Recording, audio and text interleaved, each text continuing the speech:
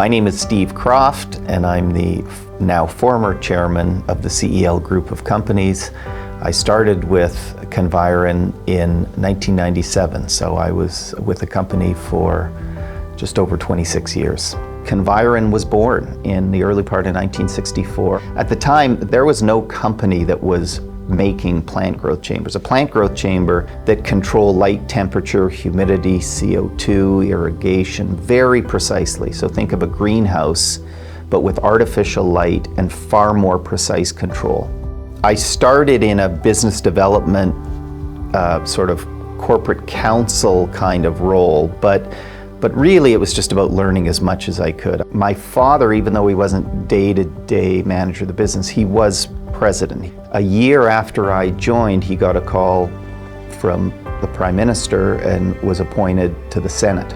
So we found ourselves needing a president. One minute I'm sort of junioring on files in a law firm, and it seemed like the next minute I was president of a manufacturing company. I had an incredible team of senior experienced people around me who mentored me. The first 4, 5, 6 years I thought, this is a pretty good gig. The business is growing and the pie is growing. Then I started to learn some business lessons. And one area, for example, was we decided we were going to get into the greenhouse business. Bad timing, it was also the year that the Canadian dollar appreciated 25% in a matter of months. And we had sort of this confluence of negative events.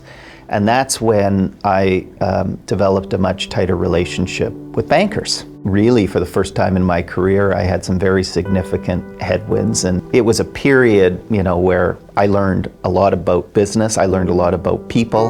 I learned a lot about myself.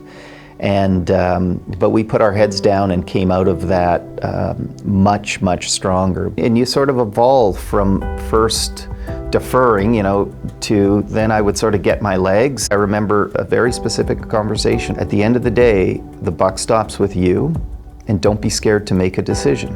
And the worst thing is not making a decision and just letting things, go.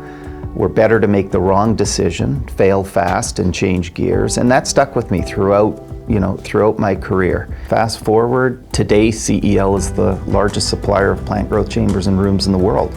I mean, so many of the world's really most important developments in agriculture have been developed in Conviron equipment made in Winnipeg. And nothing makes us and our employees more proud than that. CME has played such an important role.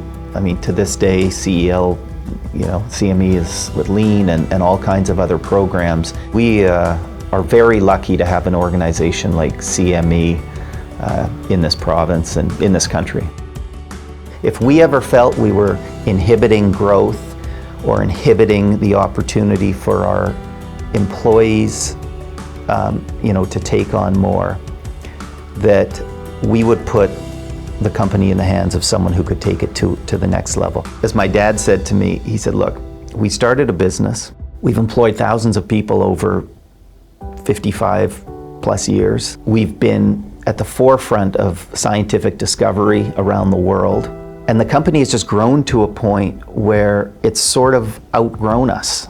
And so he said to me, I call that a win. I was describing Steve earlier as being committed, and I think that begins with being committed to family, committed to community, and obviously committed to this business. And another term that I would use is a bit of a protector. I think he had a protective mindset, which was, protect this enterprise, protect the people, and really advocate for clients, quite frankly.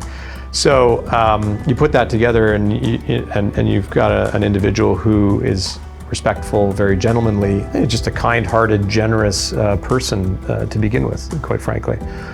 And, very, very community-minded. So we've seen that. And I think that was a big part of even where my opportunity came up to lead more within this business, was as Steve's desire to do more within this community. He saw an opportunity to support, a number of not-for-profits and so on. And you know of Cancer Care and True North Foundation and many others that he's really invested in, and I'm certain did wonderful work with them. This is incredibly humbling to be inducted into the Hall of Fame. I mean, I'm particularly proud because my father, Richard Kroft, was in the inaugural class, but I'm super appreciative. And at this time, you know, again, just given the connections with my dad, who means the world to me, and the selling of the business and everything, this means an awful lot to me.